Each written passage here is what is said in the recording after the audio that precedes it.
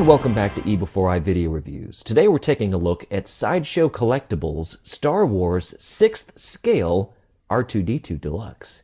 That's right, this is a fairly new release. Very excited to have this in hand, especially at the 6th scale, as this is a collection that I'm really wanting to start getting into.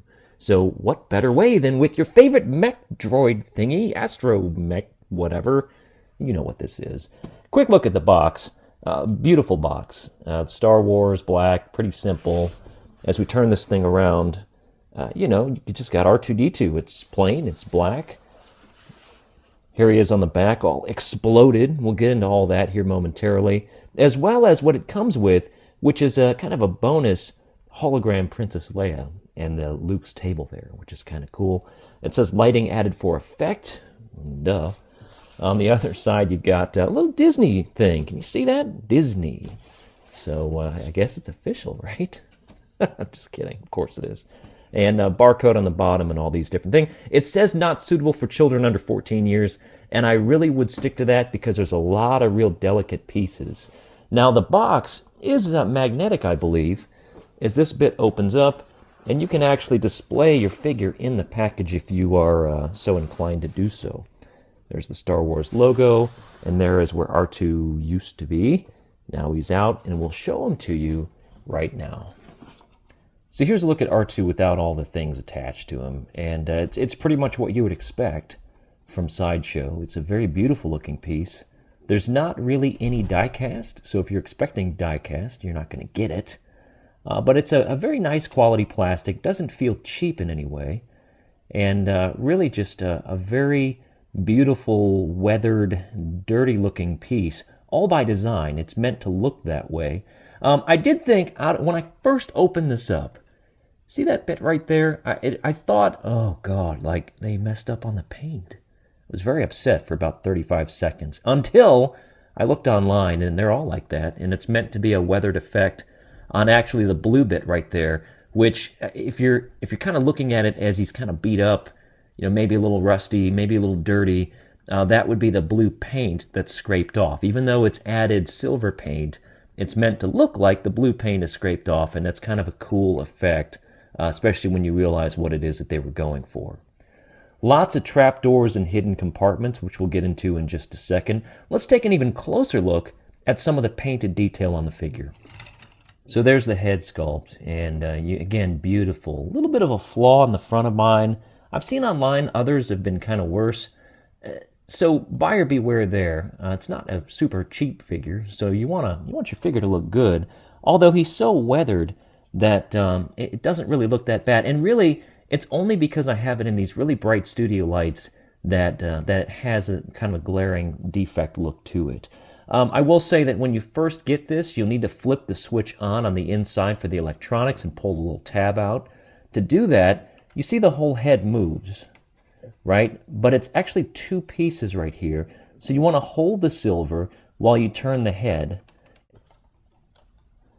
When you do that, it'll loosen up and you can pull this straight out and put the batteries on. When you're done, push it down, twist it back in place, and you're good to go. Now, there's been some confusion on the lights. Some people think they don't work when they get them. Brilliantly, Sideshow has put it's a touch panel. So you just tap it one time, and you've got the lights that turn on. They blink, which is pretty neat. Come around to the other side in the back. This is my favorite. There's some awesomeness right there. And actually, for the first time under these bright lights, I can see even the kind of paint color detail in there as the light moves across. So beautiful. And then another blinking kind of yellow and green light on the back. You've got these little bits right here that do move, which is cool. They're on these little pivots.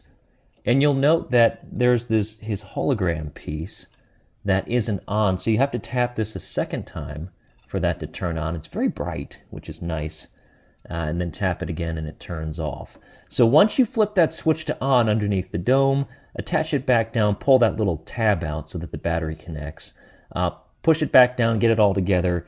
You can leave the switch to the on position and then just control the lights via the tap. It's the big blue panel next to the two lights right there. That's what you're looking for, and that's what activates it. The dome itself, very weathered.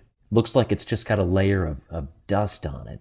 Again, the lights don't do it justice, but in my actual eye view, it looks like he's got a big thick layer of dust, which is pretty neat. Looking at the rest of the figure, you can see that there's all that weathered detail. Again, it's meant to look dirty, and that's exactly what they've done here. Looking all the way around. So this would be the R2. He's been through battle, he's been through wars. Jawa's got a hold of him. Had a rough go of it as of late. You see all the different accessories and built up together, making his leg. Now, neat thing is that this kind of shoulder joint, there were some filming errors with the figure in which sometimes this bit was on the other side, sometimes it may not have been there at all. So this does come off. If you kind of get your thumbnail in there and you pry it open, you can take this piece off and swap it with the other side so you can even be film accurate. Seems unnecessary. It's cool. I'm glad that they did it, but it does seem a bit unnecessary. I don't think I'll ever take mine off. Just no need, really. Looking at some more of the detail. Love that right there. Just the vents and where a fan might be. Just beautifully sculpted. Another set of maybe some vents. Let's get down to the feet. Again, they continue to be weathered, and I want to get up close with this cable right here. I mean, it's brilliant. It looks like a set of computer cables or a speaker wire, something coming out, connecting these pieces together, and it just looks gorgeous. Underneath, it says Sideshow Collectables China, and you can see it's an official Lucasfilm product, 2014. There's this hidden third wheel, which we'll get to in a second when we get to the functionality. But that's pretty much the overview of R2-D2. Now let's get into some of the cool things that he can do. Now, we talked about the third wheel. You can get to the third wheel by just lifting him, getting in here, and push this in. It's on a spring, releases the mechanism. Once you hear that click, that it's come loose, you can then come down and just wiggle it loose. It pulls out, lock it down into place. There is a pivot there, and there you have your tripod R2. Very iconic look. I mean, very iconic look. So, I mean, it just works. It works brilliantly. So that's a neat thing. So if you prefer to have your R2 down with this third wheel, I think I do actually, then you can certainly display him like that. Again, you want to make that go away. All you need to do is straighten that out, push it in, click it so it'll stay in, straighten out the legs. You do have a swivel joint right here, so you can get everything nice and even, and then there's your standing up straight version of R2. Now, R2 also has a restraining bolt. The restraining bolt happens to be magnetic. There's a lot of magnetic panels on R2, so you can put that anywhere you like and pretend like, yeah, he's not going to go anywhere because you buzz him and he'll stop right dead in his tracks, because that's what happens. See that panel kind of moving open when I turn the figure around. It does open up on purpose, adding a little bit of weight to it. It's causing it to open when I rotate it. But you can put it anywhere where there's metal for that magnet to do its thing.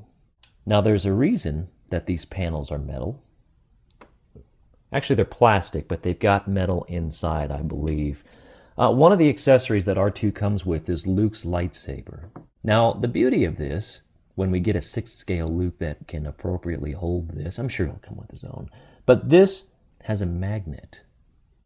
See that kind of, looks like a little piece of metal wedged in there? That's a magnet, and that magnet does very cool things with this R2 unit.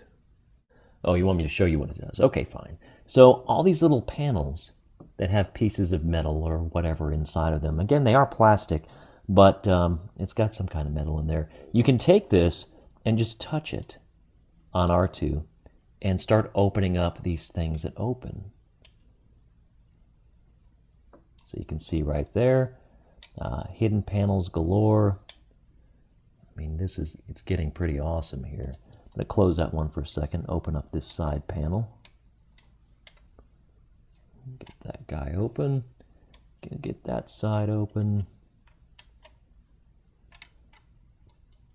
And you reveal all kinds of hidden kind of bonus features in R2, which is cool. Now, with everything open at one time and all of his stuff popping out of them, You kind of have that look like he was just shocked by a Jawa, which is kind of neat. But he has all these different things. Now, one thing I'm noticing, again, under the lights, got a little gap right here. If you're into the perfection of a figure, there is that. So I can see why you might be a bit bothered by it. There's another joint right there. Maybe it's like that on the real figure. I don't think so. But that is what it is. Now, you've got all these accessories. When I say all these, you've got 3 things that come out of them that do different things. Here's this little hand claw grabber thingy. There's this comm device. No, that's the device that goes into the computers and turns around and makes those things happen. Then he's got this. I think this is his little shocker. And anywhere where there's a hole, like you can see inside here. Let me close this so you can see it. There's a little hole right there. You can stick that right in. Any one of these, really. And that's coming out of them. All right. Now on this side and on the other big long panel, you've got a movable joint, and it's kind of best to get that out if you take one of these weapons, kind of pull it up. It's on a slider right here, so you can see I can move that up and down. And I'm looking to just extend this out before I can grab it with my hand.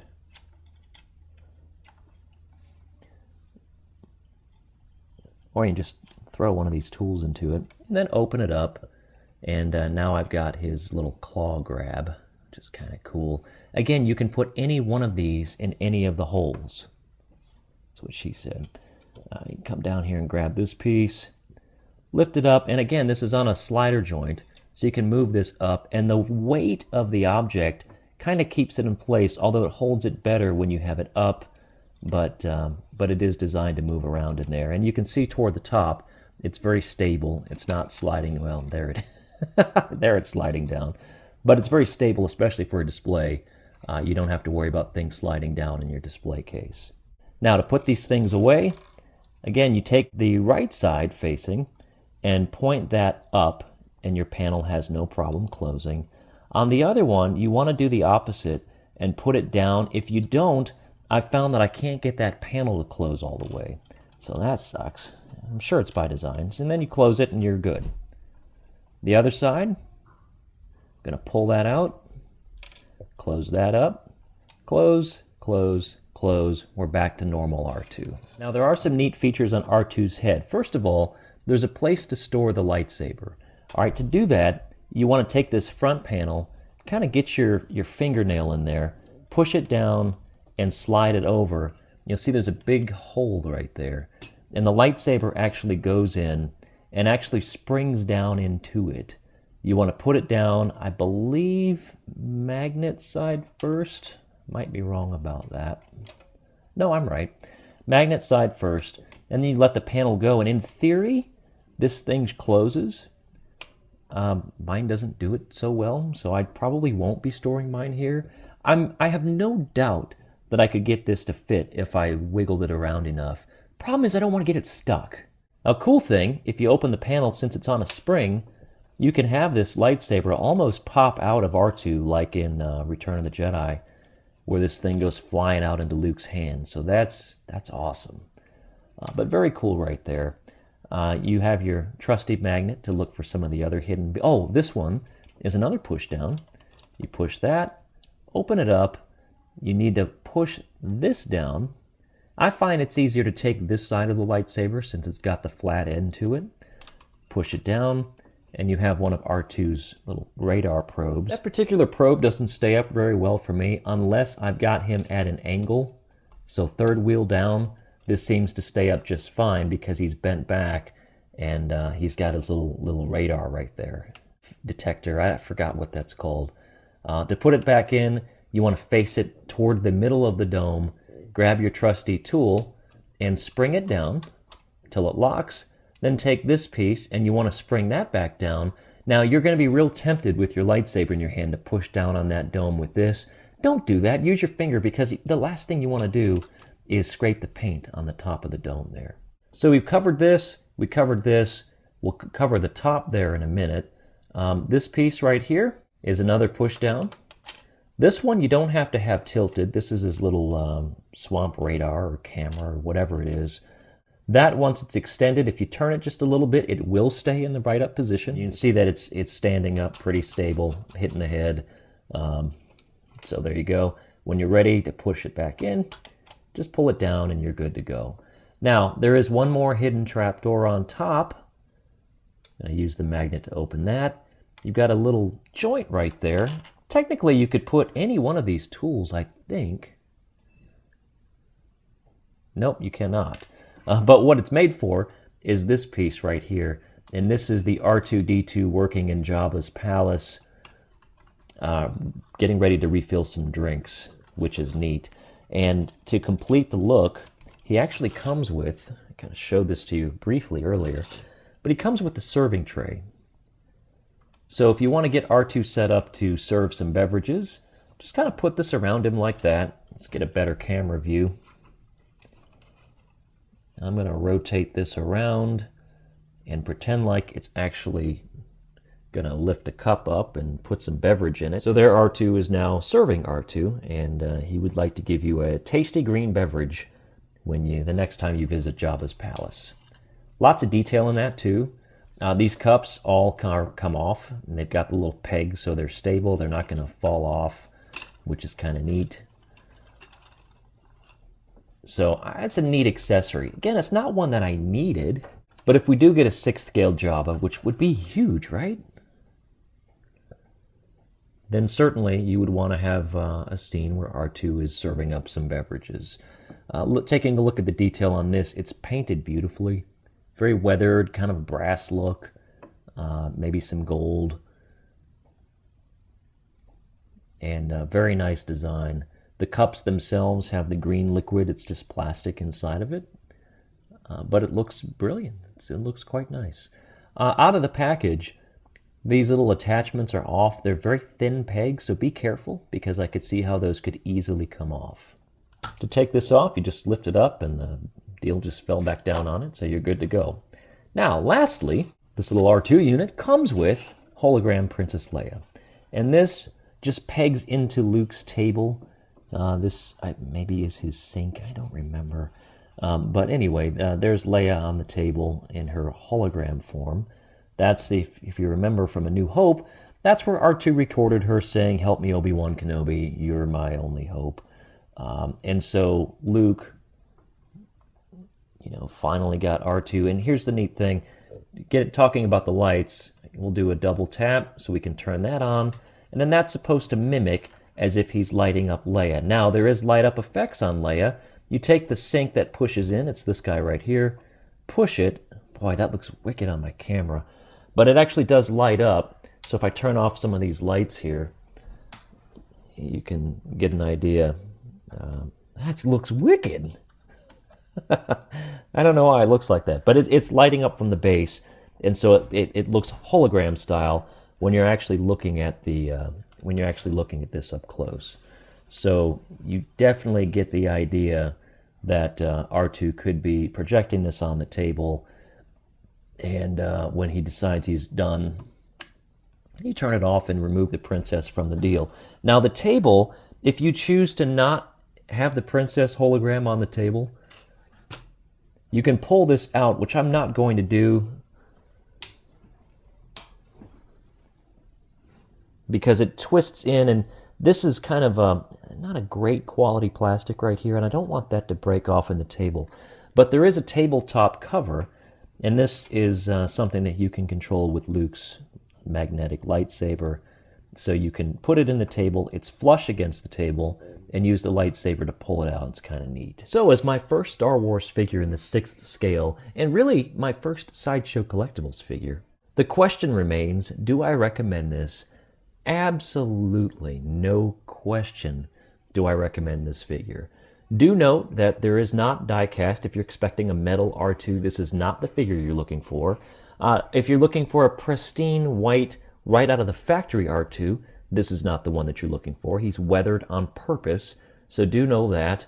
If you're planning on giving this to a small child, don't, because there'll be lots of broken pieces. I do not recommend this for children. However, for the 14, 15, and up to adults such as myself, highly recommend this version of Deluxe R2 pick this up as soon as possible because he will look fantastic in your collection, as he does mine, and I can't wait to get more figures in this scale. Anyway, thanks again for watching this eBEFOREi video reviews. If you like what you've seen here, in my channel I review Transformers and Doctor Who and now Star Wars and all kinds of things. If it interests you, all you need to do is subscribe to my channel. It helps me out. It's free. You just click a button and you're a subscriber to eBEFOREi Reviews. And as important as that, tell your friends about my channel, especially if you like what you see. Just peruse, look around. I'm not a pressured salesperson. I'm not going to make you buy something you don't want because I'm not selling anything outside of just wanting you to watch my reviews. So be sure to spread the word. If you want to follow me on social media, I've got a Facebook group. I'll put that down in comments. I also have a Facebook page. It's facebook.com/eBEFOREi. I'm on Twitter @eBEFOREiNet. My YouTube channel is youtube.com/eBEFOREiNet. And I hope to see you back here again real soon.